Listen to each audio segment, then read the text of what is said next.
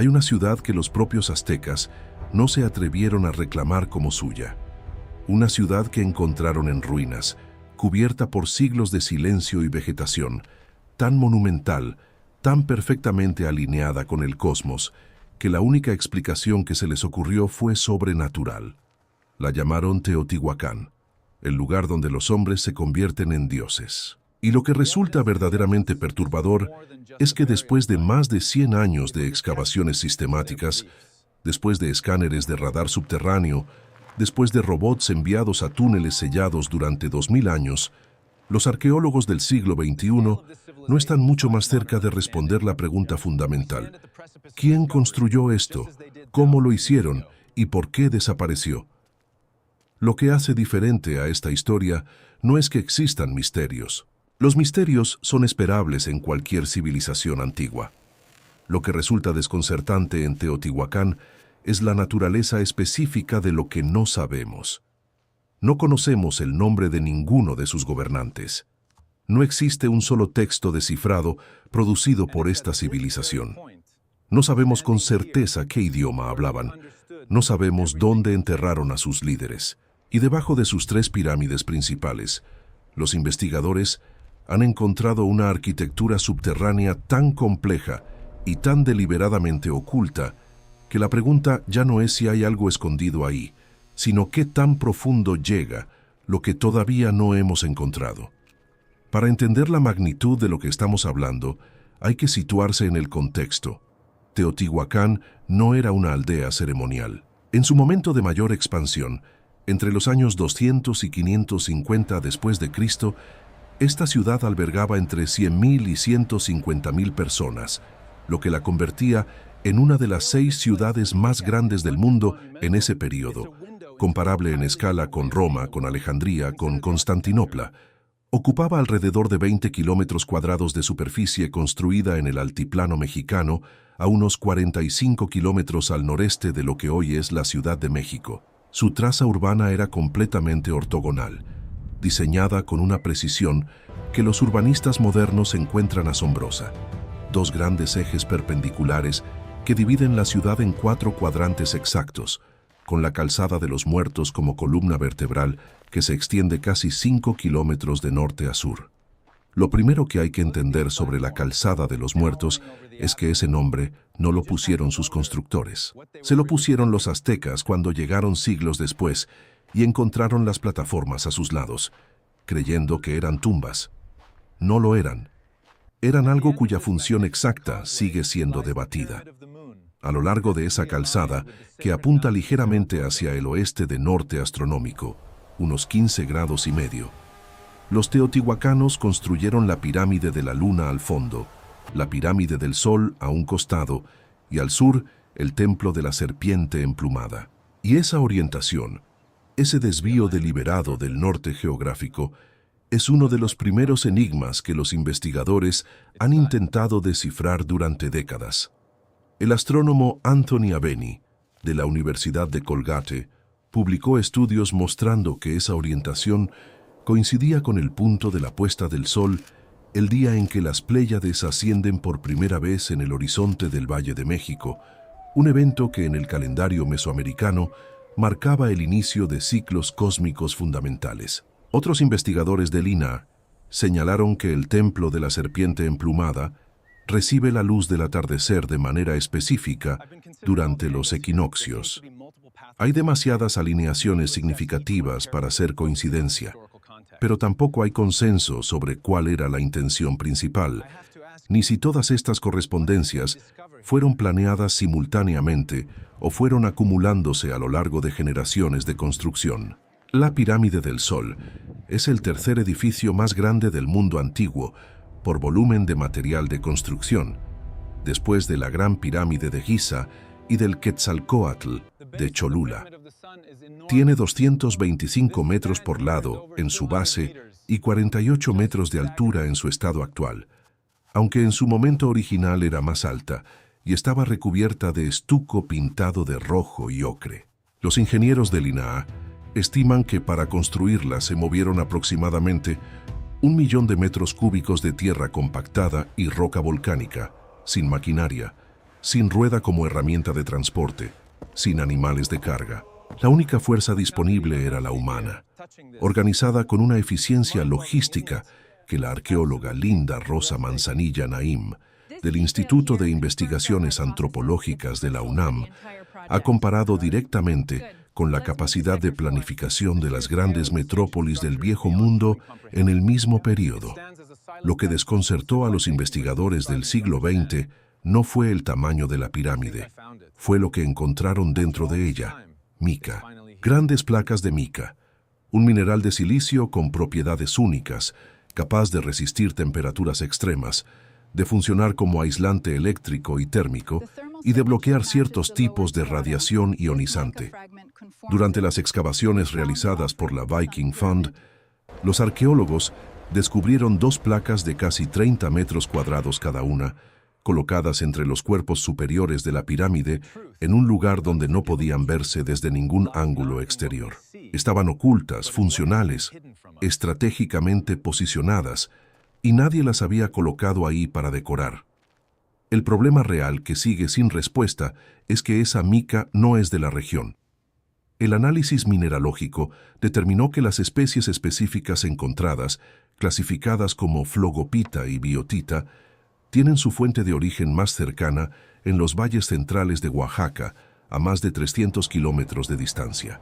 La investigadora Linda Manzanilla publicó en la revista Anales de Antropología que más del 90% de la mica encontrada en toda la ciudad está concentrada en apenas 2 complejos arquitectónicos: el Grupo Viking al sur de la Pirámide del Sol y el complejo palaciego de Xala al norte de esa misma pirámide. En el resto de la ciudad, en los barrios donde vivía la gente común, los arqueólogos encontraron solo gramos de mica, fragmentos diminutos. Esto quiere decir que la mica era un recurso controlado por la élite, importado de lejos a un costo enorme y utilizado con un propósito que hasta hoy no ha sido explicado satisfactoriamente. ¿Para qué sirve un aislante de radiación enterrado entre los cuerpos de una pirámide donde nadie puede verlo? Si la mica es perturbadora, lo que el arqueólogo Sergio Gómez Chávez encontró en el año 2003 reorganizó completamente las prioridades de la investigación teotihuacana durante las 2 décadas siguientes. Una lluvia particularmente intensa abrió un agujero en el suelo cerca del templo de Quetzalcóatl. Gómez se asomó y se dio cuenta de que ese agujero no era un simple hundimiento, era la boca de algo mucho más grande. Lo que siguió fue uno de los proyectos arqueológicos más largos y más técnicamente demandantes de la historia de México: el proyecto Tlalocan, financiado por el INAH, que durante más de una década sacó a la luz un túnel que llevaba cerrado casi 2000 años. Las cifras son precisas. El túnel tiene 103 metros de longitud, desciende hasta los 18 metros de profundidad y fue excavado directamente en el tepetate, la roca volcánica endurecida del subsuelo, a golpes de mazo y cinceles de tecnología antigua. Dentro del túnel, el equipo de Sergio Gómez extrajo casi 950 toneladas de tierra y escombros antes de poder avanzar. Lo que encontraron a lo largo del recorrido era extraordinario. Más de 50.000 objetos ceremoniales, esculturas de piedra, ornamentos de jade, cerámica, caracoles marinos, madera perfectamente conservada en un entorno subterráneo. El techo del túnel estaba cubierto de un polvo metálico que, al iluminarlo, producía el efecto de un cielo estrellado. Los investigadores identificaron partículas de pirita mezclada con magnetita. Una simulación del cosmos, construida bajo tierra, sellada durante 2 milenios. Al fondo del túnel, en el metro 103, a 4 metros más abajo que la entrada, hay 3 cámaras dispuestas en forma de trébol. En esas cámaras encontraron más ofrendas, más objetos rituales. Y en el centro geométrico exacto del conjunto, directamente bajo el vértice de la pirámide en superficie, encontraron algo que ningún investigador esperaba: mercurio líquido. Cantidades significativas de mercurio que llevaba casi 2000 años en ese espacio subterráneo sellado. El equipo propuso que el mercurio podría representar un río del inframundo, pero los geoquímicos que participaron en el análisis señalaron algo que complica esa lectura: Mantener mercurio líquido estable durante 2 milenios requiere condiciones muy específicas de temperatura, presión y sellado hermético. El hecho de que todavía estuviera ahí, intacto, es en sí mismo un logro de ingeniería que los especialistas no han terminado de explicar. Para comprender por qué estas estructuras subterráneas existían, hay que entender algo fundamental. Los teotihuacanos tenían una relación con el espacio subterráneo que iba mucho más allá del simbolismo religioso ocasional. Era una obsesión arquitectónica sistemática. En 2017 y 2018, investigadores del INAH y de la UNAM, usando una técnica no invasiva llamada tomografía de resistividad eléctrica, detectaron debajo de la pirámide de la Luna una cavidad de 15 metros de diámetro conectada a un sistema de túneles. En 2020, confirmaron la existencia de una cueva natural de 20 metros de ancho y 15 metros de profundidad directamente bajo esa misma pirámide. Esto cambia una pregunta fundamental. Los investigadores solían preguntarse, ¿por qué los teotihuacanos construyeron las pirámides donde las construyeron? La respuesta que emerge es que no eligieron el lugar para las pirámides y luego construyeron hacia arriba. Identificaron primero los espacios subterráneos significativos, las cuevas naturales, que en la cosmología mesoamericana representaban las entradas al inframundo, y construyeron las pirámides encima de ellas. La pirámide no era el punto de llegada, era el techo de algo más importante. Detrás de la pirámide del Sol, Linda Manzanilla documentó la existencia de lo que ella llama un observatorio cenital, un túnel excavado en forma de botellón con una lápida de basalto vertical. Cuando el Sol alcanza su paso cenital, aproximadamente el 19 de mayo en esa latitud, un rayo de luz recorre exactamente el centro de esa lápida. Este fenómeno marcaba el inicio de la temporada de lluvias. Los sacerdotes teotihuacanos podían predecir con precisión astronómica cuándo comenzaría la lluvia, y esa capacidad de predicción era, en sí misma, una forma de poder político. No necesitaban amenazar a nadie, controlaban el conocimiento del cosmos. Esto nos lleva al misterio que más ha preocupado a los historiadores: ¿cómo estaba organizado el poder en Teotihuacán? En casi todas las grandes civilizaciones antiguas que conocemos, los gobernantes dejaron registros de sí mismos. Los mayas tallaron sus reyes en estelas con sus nombres y sus fechas. Los aztecas tenían una cadena de tlatoanis documentados. En Teotihuacán no existe un solo nombre. No hay una sola representación identificable de un gobernante individual. En 20 kilómetros cuadrados de ciudad, en murales pintados de una riqueza iconográfica extraordinaria, el ser humano individual está ausente. Lo que aparece son símbolos, dioses, serpientes emplumadas, pero nunca un rostro con nombre. El doctor Tom Fruce, del Instituto de Investigaciones en Matemáticas Aplicadas y en Sistemas de la UNAM, desarrolló en colaboración con Carlos Gershenson y con Linda Manzanilla un modelo matemático para entender la organización política teotihuacana. Lo que encontraron es que los 22 conjuntos de 3 templos distribuidos a lo largo de la ciudad parecen haber funcionado como nodos de representación política, cada uno representando a un barrio con sus propios delegados, no un rey. Una red de gobierno colectivo, algo funcionalmente parecido a una república corporativa, 2000 años antes de que la democracia representativa moderna fuera siquiera concebida. Linda Manzanilla va más lejos.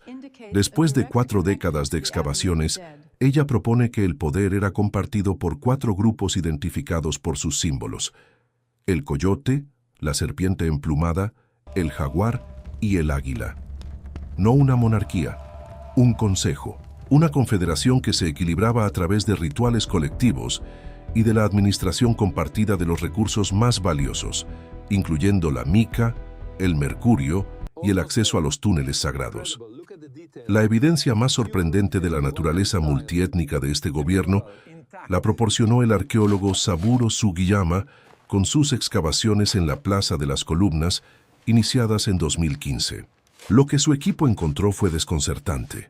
Más de 1500 fragmentos de pintura mural con pigmentos y estilos pictóricos que los análisis químicos identificaron como inequívocamente mayas, no teotihuacanos, en el corazón mismo de la ciudad. Junto a eso, más de 3.000 restos óseos humanos, y en una de las cámaras, los esqueletos de un mono araña proveniente de una región tropical, atado junto a un águila real, sacrificados juntos en un ritual cuyo significado todavía se debate. El mono había vivido en cautiverio en Teotihuacán desde los 5 u 8 años de edad antes de su muerte. Alguien lo trajo desde una selva lejana. Alguien lo alimentó durante años. Alguien lo sacrificó en un ritual de alianza diplomática. Y sin embargo, en algún momento entre los años 550 y 600 después de Cristo, algo se rompió.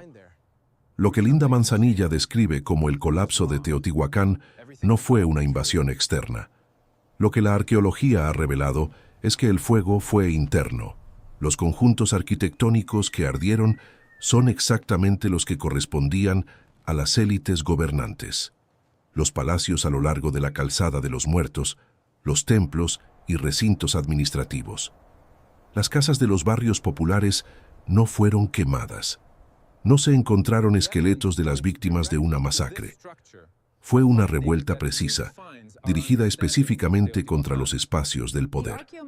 Manzanilla reconstruyó el proceso con radiocarbono, arqueomagnetismo y análisis forenses. Lo que encontró fue que los artesanos de Teotihuacán, la gente que trabajaba con cinabrio y mica en condiciones de explotación severa, que desarrollaba enfermedades articulares crónicas por las posiciones de trabajo forzado, que recibía raciones de alimentos controladas por la élite, fue la que se rebeló.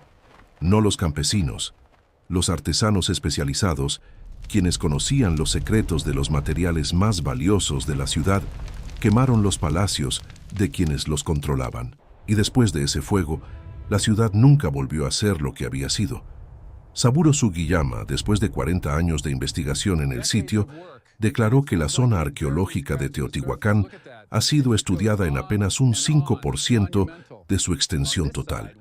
Solo un 5%, y debajo de ese 95% que permanece inexplorado, el sistema de túneles y cámaras, cuya verdadera extensión todavía no ha sido mapeada completa, espera bajo la tierra. La pirámide del Sol, cuya entrada central está bloqueada por puertas de acero, que el INAH colocó hace décadas para proteger las cámaras internas, guarda todavía su secreto más grande. Lo que los investigadores de diferentes disciplinas repiten cuando se les pregunta qué es lo que más les desconcierta de Teotihuacán, no es ninguno de los misterios individuales. Es la combinación de todo. Es el hecho de que una civilización con capacidad logística, astronómica, arquitectónica e ingenieril comparable a cualquier otra gran civilización del mundo antiguo, haya elegido, de manera sistemática, no dejar ningún registro de sí misma, ningún nombre, ninguna cara, ningún texto que cuente su propia historia, como si el anonimato fuera la política oficial del Estado, como si el poder colectivo requiriera borrar al individuo, como si la ciudad misma, eterna e impersonal, fuera el único gobernante que merecía ser recordado. Esa ciudad lleva 2000 años guardando sus secretos bajo la tierra, y cada vez que los investigadores abren un nuevo túnel, cada vez que el radar detecta una nueva cavidad bajo alguna de las pirámides, queda más claro que Teotihuacán no está respondiendo preguntas, está generando nuevas. Lo que los teotihuacanos ocultaron deliberadamente, con toneladas de escombro, y con puertas selladas hace 20 siglos, podría ser simplemente sagrado. O podría ser la respuesta a todo lo que no entendemos. Nadie lo sabe. Y eso, quizás, es exactamente lo que ellos querían.